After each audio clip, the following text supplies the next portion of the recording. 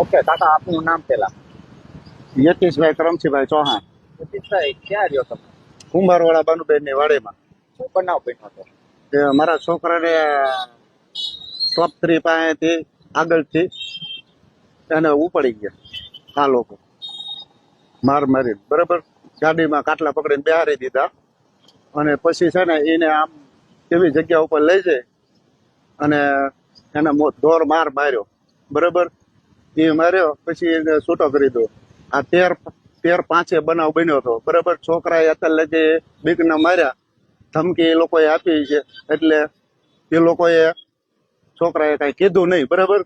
પછી આ એને બ્લેકમેન કરવા માંડ્યા, એનું મેમરી કાર્ડ કાઢીને કે તારી બ્લેકમેન કરવા માંડ્યા, એનું મેમરી કાર્ડ કાઢી અને એ કે તારી બેનો દીકરીઓના બહુ ફોટા હારા છે, વાયરલ કરો એમ કરીને એને પૈસા માંગ્યા, બરાબર. પછી એ છોકરાએ છે ને એનાથી રહેવાનું નહીં, એટલે એને આમ ઘરે વાત કરી કે પપ્પા આવી રીતના આમ થયું છે, બરાબર.